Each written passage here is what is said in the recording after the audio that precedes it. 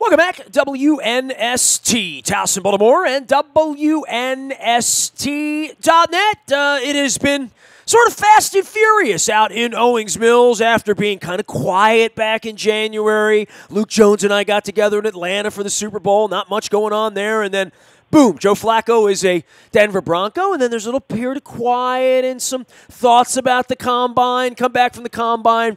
We see John Harbaugh speak to the Fellowship of Christian Athletes on Monday night, and boom, Tuesday night, I'm on a yoga mat. I get off the yoga mat. There it is, the WNST text sent, courtesy of our friends at Coons Forward of Security Boulevard. And Dennis will be here on Thursday, I'm sure, talking about Eric Weddle and the departure. And, Luke, this isn't new news. It wasn't something we did not talk about at $9 million. We thought whatever value there would be in an Eric Weddle, and I would think right now Eric Weddle's a $2 or $3 million safety, probably, right? I mean, I don't think anybody's giving $6 or $7 million, but the Ravens couldn't come to terms with him, and now he'll hit the market again. And I would say unfortunate, but this is the business of the NFL when you're in your late 30s, right?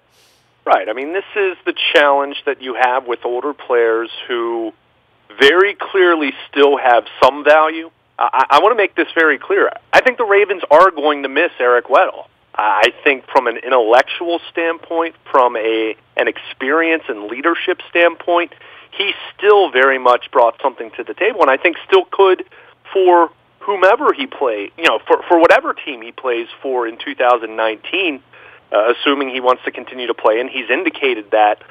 But how do you marry that with the fact that he only had 3 pass breakups all last season, a career low, didn't have a single interception? I think even going back to 2017, you could start to see he was starting to lose, say, a step, let's say. It was more like a step and a half, 2 steps last year. And I think that's the part of this where you look at what he was scheduled to make and had a $9.25 million cap figure, and you just say, I don't think that's going to work at that number. So I think the Ravens probably wanted to bring him back at a reduced rate. In fact, I know they would have been interested in that.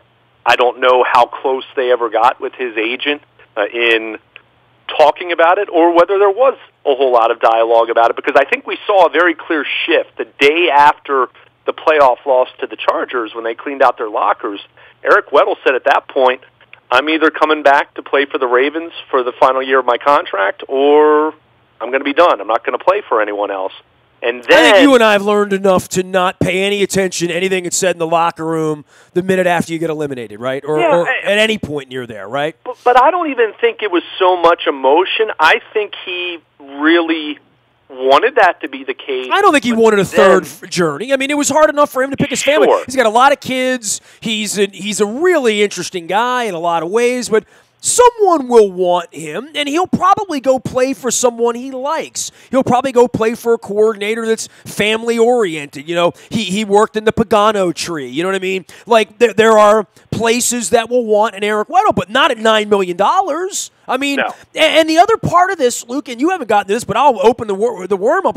There are more safeties on the market than maybe there have ever been. And, the Ravens jumped at Tony Jefferson, the Michael Huff experiments and the various experiments. Any of those experiments they've had, there are a lot of safeties. The Honey Badger's the first name, Tyrone Mathieu as the first one, but there are a dozen safeties out in the market right now. Sort of there's a flood. So at this point, at $9 million, you can pick who you want, right? Right. And the number you really need to look at is what his base salary was scheduled to be, which was $6.5 million. And the big question for David Cantor and Eric Weddle, Cantor being his agent, is can Eric Weddle get $6.5 million on the open market? And my answer to that is going to be probably not.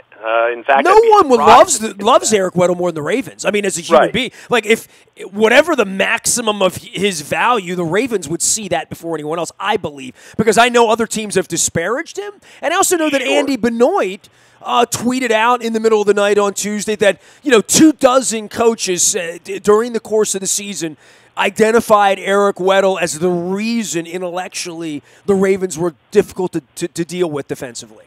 Right. I think you look at all that pre-snap deception that they did a little bit of the last couple years, but they really went all in with doing that type of stuff under Wink Martindale. C.J. Mosley and especially Eric Weddle on the back end of the defense were big reasons why the Ravens used so much pre-snap disguise. Weddle would diagnose what the opposition was doing, and he would position guys or call a different coverage. There was lots of adjustment, lots of flexibility. I mean, that was one of the big stories of the transition from Dean Pease to Wink Martindale was Wink looking at all of this veteran experience he has on his defense and saying, why would I not use this to our advantage pre-snap? And Eric Weddle factored into that very heavily. But I think the shift for this, Nestor, just to go back to finish my thought about locker clean-out day, Eric Weddle gave an interview at the Pro Bowl then, which was, 3 weeks later, 2 weeks later, whatever it was. And he, at that point, backed off the idea that he was not going to play for anyone else. He very much did an about-face on that.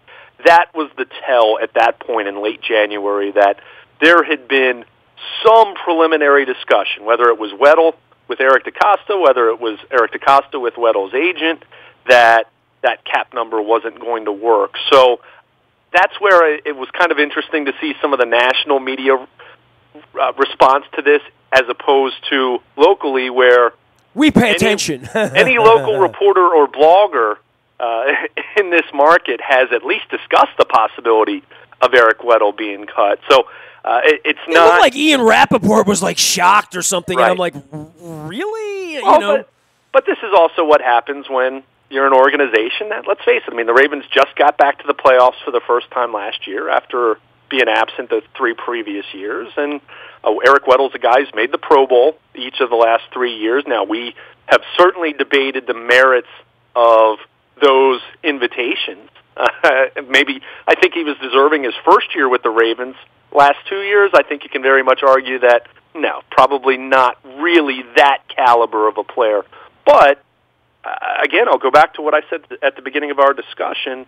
They're going to miss Eric Weddle, and I think this is one of those moves that you might say, well, you know what, you can go out and get a Tyrone Matthew. You can go out and get an Adrian Amos, a Baltimore kid, who I think of some of the names that are on the market, you can talk about Matthew and Earl Thomas and Landon Collins. Amos might be as good of a fit as any of those guys, but he's also 25, and he's probably going to be as expensive as any of those other options. So it's going to be interesting to see. Well, they played with a $9 million safety the last couple of years, right? Well, and that's my point. A 25-year-old $9 million. Well, I don't know. I mean, the Baltimore thing's interesting. It's always interesting we bring hometown kids home. I think that's awesome. That's a good story for them. But the question is, how important is safety? And Tony Jefferson's out tweeting like, hey, we always get devalued. Ed Reed would tell you that, right? Palomalu, they never made as much as Darrelle Revis or name any of the other cornerbacks, Champ Bailey of the era. Safeties are always sort of a little disrespected, and I think by their very nature they sort of wear that, all of them a little bit, right? Sure. I think we've seen that position either be devalued or never really be as valued as it should be. But the case with that is you need to make sure it's the right guy. I mean, you mentioned Tony Jefferson. Look, I like Tony Jefferson as a player. I don't like Tony Jefferson as a player at the salary at which he's being paid by the Ravens. So they do need a safety with a little more of a center field mentality, a little more of a ball hawking mentality. You're not going to bring in the next Ed Reed because I think we've seen that with Ray Lewis to C.J. Mosley. As good as C.J. Mosley has been, he's not Ray Lewis. In the same way that whoever they might bring in to replace Eric Weddle is not going to be Ed Reed in terms of ball skills. But finding a safety with a little more range, whether that's a free agent, whether that's someone in the draft, I think that's something that we've talked about for a couple years now. So that's what makes this less surprising. But I'll also say this. It's great to say that you want to go out to the free agent market or you want to spend a first or second round pick on a safety that you think has range and can be more of that true free safety, make a few more plays on the ball.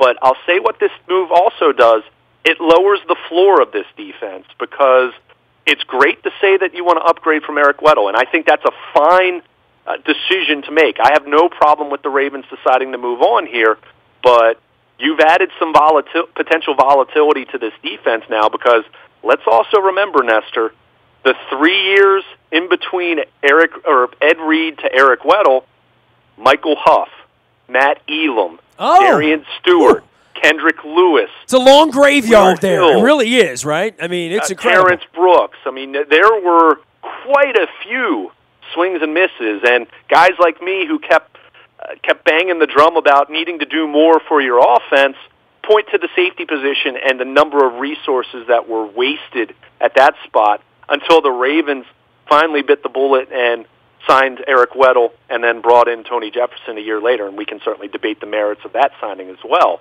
So there have been some whiffs. There have been some significant whiffs at that position. So it's great to say that you're moving on from Eric Weddle. You're going in a different direction. You're hoping to get younger. In the case of if you make a significant draft investment, get cheaper, but just be aware that there could be some volatility here. And when you're talking about a player who means as much to this as Eric Weddle did to this organization from a cerebral standpoint, from a leadership standpoint, there's definitely the potential to not have a mutiny or anything crazy like that, although certainly there's some unhappy teammates whenever a player of this ilk is let go, but it can take a while to kind of find your bearings and get back on track as a defense, and whoever you put back there, short of the Ravens signing Earl Thomas maybe? Or bringing back Ed Reed. Or whoever you put back there. Giving Palomalo a 2-year deal. Is not going to have the same kind of experience level, cerebral presence, and is not going to be as talented in terms of doing the things that Weddle did for this defense in terms of positioning, pre-snap movement, and disguise. Those are things that the Ravens are going to be chasing a little bit, so to speak. But your hope is that you identify someone, whether it's a free agent, whether it's a draft pick, that's going to come in, and maybe you're going to be a little bit lesser in some of those areas I just mentioned, but you add someone that has more range, more coverage ability, going to make more plays on the football, because I think we all agree, as good as this defense was and as great as it played down the stretch, they didn't force many turnovers this year, and if you're looking at some of the metrics that really move the meter, so to speak, in terms of wins and losses, forcing turnovers is up there as much as anything else. So if you can bring in a safety that can help you in that regard a little bit more, you can begrudgingly accept that whoever that individual is, you're probably going to take a little bit of a hit as far as the intellectual impact that Eric Weddle brought. Well, especially when the league is designed to put the ball up 40 to 50 times a game. Sure. That, at some point, if they're going to put the ball up 40 to 50 times a game and you're going to start 14, 15, 16 games, just being back there, you better come down with the ball once or twice or have an opportunity to do that, right? I mean, if you're out there 75 plays a game, that goes without saying that somebody's got to come down with the ball at some point. And if you have a good enough corner, Marlon Humphrey probably is not going to get a lot of interceptions because they're probably not going to throw at him much, really. They won't want to pick on him, Right, and that's where some Eric Weddle proponents, people that have argued that, that didn't want the Ravens to cut him and looked at the fact that he only had 3 pass breakups and didn't have any interceptions, they would try to argue, well, is it that he's not making enough plays, or are they just not going towards him enough? And my argument would be, well, the Ravens had Marlon Humphrey last year. They had Brandon Carr playing at a high level. They had Jimmy Smith, who was better later in the season than he was when he first came off the suspension, coming back from the Achilles, mind you. So where were the Ravens most vulnerable at times? The middle of the field. How much did we talk about that? Well, who plays in the middle of the field? Linebackers and safeties. So I think you had to look at this realistically and seeing the physical decline. I mean, Eric Weddle's 34 years old. There's no shame in understanding, and he knows it. He's not as fast as he was when he was 27 years old playing for the San Diego Chargers. So how do you adapt? And I think he adapted extremely well. I think Wink Martindale and the Ravens scheme very much took into account the physical limitations that Weddle had. And I think that's why it was a good fit, especially the last year or two when it was apparent when he was slowing down. physically, but you come to a point where you say, as much as you love the football mind, the experience, the leadership, the intangibles, how do you weigh that against age, projected performance, and cost? And I think that's where Eric Acosta made probably a more difficult decision than Weddle's critics would admit it to be, but I think this is a decision that makes sense if you truly want to grow. We've talked so much, Nestor, since even the end of, before last season ended, we talked so much about this interesting juxtaposition of the Ravens transitioning at quarterback and going to Lamar Jackson. Even if it was motivated by an injury to Joe Flacco, they still went to Lamar Jackson. They stayed with Lamar Jackson when Flacco But Flacco to Lamar was not Peyton Manning to Andrew Luck. You know what I mean? From a handoff standpoint in any way. I mean, not the system, not the personnel. I mean, coach almost got fired over it, right? Literally, right? I mean, all sorts of things have happened here. But I do look at them as we sit here, and I'm going to the owners' meetings, and I watched John Harbaugh speak the other night. Luke, I don't feel like they're a very good football team right now. And that's with or without Weddle. That's with or without Suggs. That's with or without Yonda. Tucker makes them better. They got to keep him around. But and C.J. Mosley's the other part of this, right? Like, we haven't even gotten to him, and he's by far the better football player of him and Weddle. He's the other guy with the dot on his helmet wearing the headset. They've gotten rid of both of their defensive leaders now, right? So this is a team that's not – I wouldn't bet $1 on them to win the Super Bowl at any odds this year, because I don't think right now they can win the Super Bowl next year based on what they're doing, what they're saying, how they're acting. I think they can be competitive, they can be fine, they can be good, they can take strides with Lamar Jackson, but they got a lot of work to do here to be a 10 or 11 win team this year, I believe. Much like Jacksonville last year, they had all that hubbub about going to the there's sort of a comeback to earth that we have more of a Blake Bortles type of quarterback here than we have a Drew Brees or a Ben Roethlisberger or even a Deshaun Watson or even a Baker Mayfield at this point, which worries me dearly. I'm worried about the team here. I really am. I mean, I think they have a lot of work to do. I think if they had to go play football next week, they'd be in trouble. Yeah, I agree with that. I'll say this. I'd put $1 on it just because, hey, it's the NFL. At what odds? Sure. To win the Super Bowl? At what? I mean, somebody put money down on the Orioles last week, and I know that's way. I mean, it's stupid. They were in Vegas. They put $10 down, and it was crazy odds. But with the Ravens, you couldn't give me enough odds because I've watched football a long time. I just don't. They feel to me like they are transitioning. They have a safe coach. They have a safe general manager that's been signed on by the owner who didn't get up the mountain the second time with Joe Flacco. They're maneuvering now. They're not doing what we're used to them doing, which is exiting one guy, bringing another guy in and saying, let's plug and play, we'll go win 11 games. We're going after Roethlisberger. We're going after the Steelers. Hey, the Steelers have their own problems, right? So part of the Orioles winning over the years they did where the Yankees and the Red Sox weren't capable of winning 105 or 110 games. The Steelers aren't capable of 12 or 13 wins either right now. So for that being said, this might be an 8-8, 9-7 pig slop, and they may view it as such. And that's cool too. But the big picture is, are they going to win a championship, and when are they going to win it next? And would Eric Weddle be a part of that? They made a fine decision, a very difficult decision, but a fine decision. And that would be the same thing if Suggs is gone next week. Yeah, and I think that's where this is interesting to me, and I agree with a lot of what you just said. Thank you. I think, but part of the issue, Nestor, is they haven't been a 10 or 11 win football team for a long time. They won 10 games this past year. But there was some hope in August, in September, when they start 3-1. That they could win 10 games or win the Super Bowl? What are you asking me here?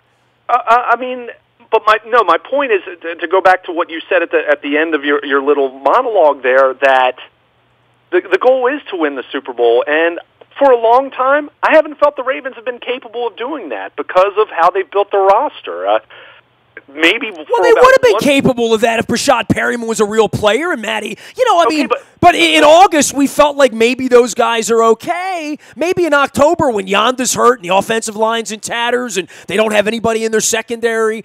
In those years, I would buy into that. But there have been very few marches, right, where you and I go to the combine or watch the draft where we sit around and say, they might win 6 or 7 games this year, and I've never been that down on them, but they're not a complete roster right now. But if you're going to eliminate C.J. Mosley, which you just did, you're going to eliminate Eric Weddle, which you just did, you're going to eliminate Joe Flacco and get a third-round draft pick for a guy that I watched play football and I'm not convinced can really do what needs to be done to win a championship in the league, which is not running into linebackers 15 times a game, which I just don't think is good. Even if he does learn how to throw the ball and does become a better functional pocket quarterback, I still worry about him getting snapped in two because it's his propensity to run into linebackers.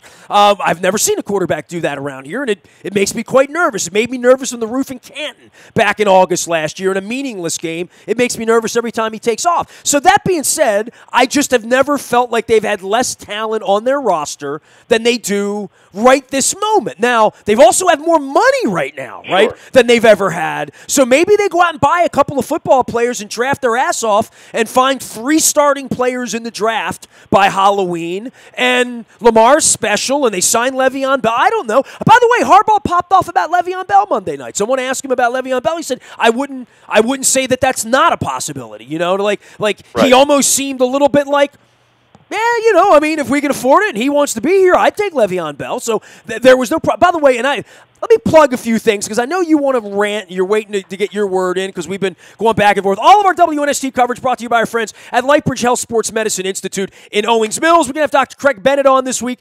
We're going to talk about Todd Gurley a little bit this week. Talk about investment in football players. Cal Ripken's on the billboards. He's in our ads. You've heard him here. You know what they do. Foundry Row, Owings Mills, taking care of my elbow, get my wife ready to run a half marathon, and can take care of any of your sports medicine needs. They are the pros. Lightbridge Health Sports Medicine Institute, Foundry Row in Owings Mills. Also our friends at Strategic Factory, creating your masterpiece. I got to get a new UMBC hat. My hat's falling apart. I got to talk to the folks at UMBC. But they make hats like this and shirts like my Hammer and Nail shirt, one of our newer sponsors. So you're out in Owings Mills. You need your hair done, did up right. If you're a fella and you want to be treated right, get on into Hammer and Nails as well. Strategic Factory, got some great sponsors out in Owings Mills as well. Strategic Factory creates your masterpiece with shirts like this, hats like this, cups like this, and the strategy that goes behind it to make it work. StrategicFactory.com. Keith Miller, my pal, joined us last week. You can find that out in the buyatoyota.com audio vault. Also our friends at Royal Farms, real fresh, real fast.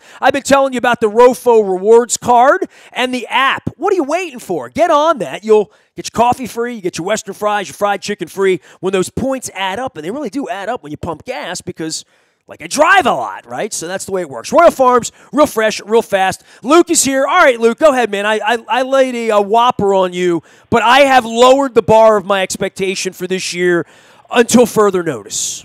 And that's fair. And look, I think there's very much a scenario for this team to, sure, be 10-6 again, but I could also see them being 6-10. Depending on how things go. I think there's a lot of volatility in one direction or the other. I think, but the point I was trying to make, Nestor, this goes back to really right around 2015 or so when they had the injury-ravaged year. Flacco got hurt, Suggs got hurt week 1, Steve Smith, go down the list. There hasn't been a time since that season where I've really felt like the Ravens were capable of winning the Super Bowl. Just in the way that they built their roster, just in the way that they continued to not put enough resources in their offense. 2016, I picked them to go 8-8. They finished 8-8. 2017, I picked them to go 8-8. They went 9-7 and just missed the playoffs. Even last year, where I did think they were going to be better, I certainly didn't think they were going to win the Super Bowl. And that was with Joe Flacco as the quarterback or Lamar Jackson as the quarterback. So I guess my point is, and we've talked about this since Christmas Day 2016. I can vividly remember having that conversation with you after Antonio Brown extended the ball across the goal line and the Ravens were knocked out of postseason contention. Said that they were inches away, but is that inches away and moving forward, or inches away, and you're continuing to reach as you're gradually drifting backward. And I think that's where the Ravens have been with this core for the most part over the last couple of years. And now, we can debate how much of that is Joe Flacco, how much of that was the defense letting down late in games, how much of that was the front office, how much of that was the coaching staff. The answer is all of those things had a part in this. So what I do at least appreciate is that the Ravens have recognized that the path that they were trying to go down year after year, the flawed way that they were going about trying to build their roster, and no, it wasn't just because of Joe Flacco's contract. Go back and look. I mentioned safety a few minutes ago and how many wasted resources there and how they could never get that position right. But they're going in a different direction, and I think at the very least they're putting themselves in a position to try to have a higher ceiling at some point. But in the meantime, when you're trying to do that, you also give yourself a lower floor. So as much as we were talking about the 2015, 16, 17 Ravens and saying, well, if things go really well for them, maybe they can win 10 games, and maybe if A, B, and C go well for them, maybe they have a shot. Now you're hoping that you can build a younger roster and put more pieces around your young quarterback, that it's something they needed to do regardless of who the quarterback was, and they failed to do that for a number of years, and get younger on defense. And you look at where the Ravens were last year, and this is where this was so interesting, the juxtaposition between new quarterback and top-ranked defense and total yards allowed, but 34-year-old safety, 36-year-old outside linebacker, free agent inside linebacker, free agent pass rush specialist, your best pass rusher, free agent 5-technique defensive end, cornerback and Jimmy Smith with a high cap number entering the final year of his deal. Rookie quarterback. Well, but I'm talking about the defense. How much of that were you going to, A, be able to keep together, and B, really expect to duplicate what you did a year ago? And that's where you make the decision to reallocate resources. And I want to be clear about this. It's not a fait accompli that C.J. Mosley is gone. They didn't tag him. The tag would have cost over $15 million. I think his agent was asking 17. What? Well, it was crazy numbers, right? Well, I think the agent is at the very least looking in the 14 to 15 range, and whether the Ravens are going to be willing to do that or whether any team's going to be willing to do that remains to be seen. But if you did franchise tag C.J. Mosley, you are very much cutting into a large portion of the salary cap space that they're projected to have at the start of the new league year next week. So I think the likelihood has increased of Mosley leaving? Yeah, of course, because the franchise tag was that safety net that you at least had the threat of using while going through negotiations, and that window has passed.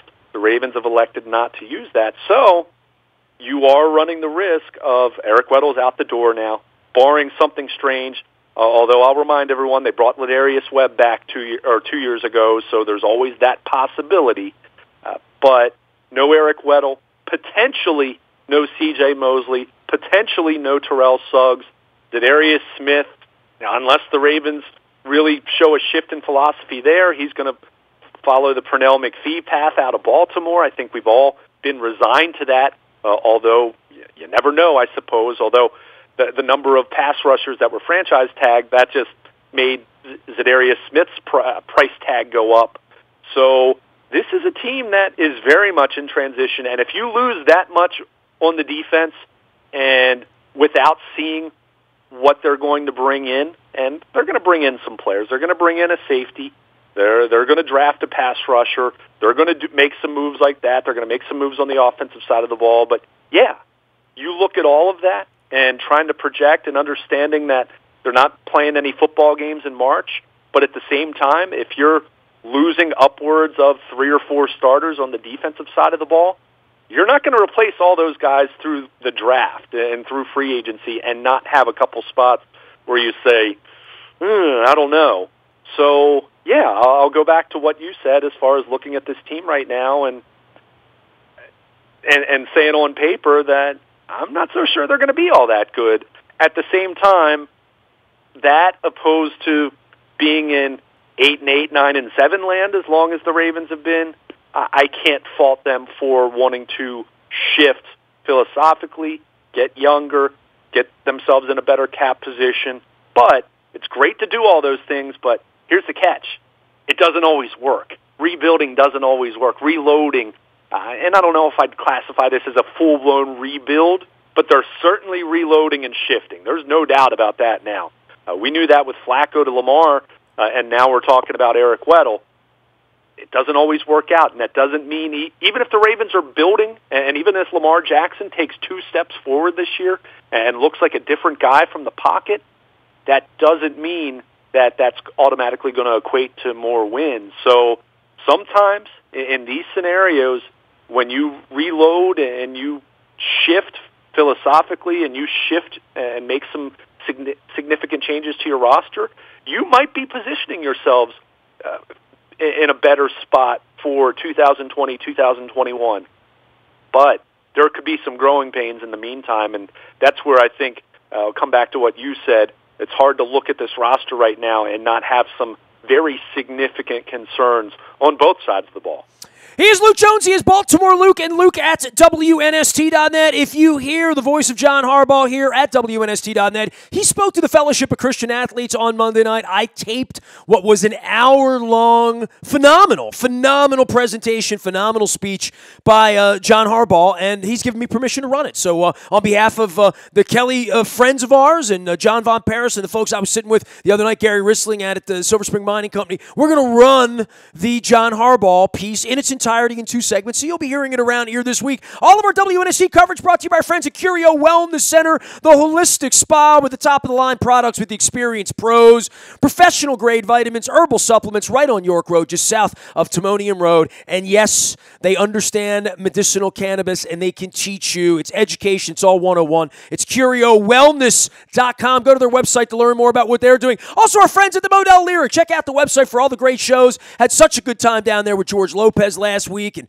John Mel. I feel like they can get me a cot down there, Nicoletta and John at the Model Lyric. Coming up soon, Joe Bonamassa coming up next week. Also, the Doobie Brothers on April 12th. Britt Floyd on May 2nd. That's the world's greatest Pink Floyd tribute band. That's awesome. Frank Zappa with the Hologram Show on May 3rd. Bill Maher on June 9 and JoJo Siwa June 12. There is always magic at the Model Lyric. And don't forget the Who's Live Anyway. Remember the TV show, Who's right?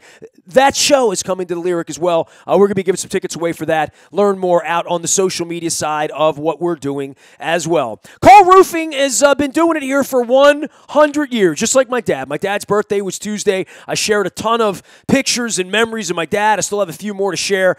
They are the sponsor of our community and charity series at Cole Roofing. We're going to hear Bill Cole a little later on in the week. If you've been ravaged by winter on your roof space, you need a little check of it in March and April, call our friends at Cole Roofing. They'll take great care of you. Billy Cole has only been doing it for 100 years, that's all. Nasty at WNST.net finds me. Facebook, Twitter, LinkedIn, Snapchat, Instagram. Streaming live right here on our Facebook Live and wearing my awfully tattered UMBC hat. I need a new If anybody sees Steve Levy, anybody sees Pete Caringi, anybody sees Phil Stern, anybody sees Ryan Odom, tell them my UMBC hat's tattered and torn. But they are playing it Saturday, 1 o'clock, Albany, playoff basketball over at the UMBC Event Center. They're supporting WNST. We're supporting them. We hope to see your face in the place Saturday in Catonsville. Go Dogs. I am Nestor. We are WNST.net, AM 1570 and WNST. Towson, Baltimore, and we never stop talking Baltimore sports.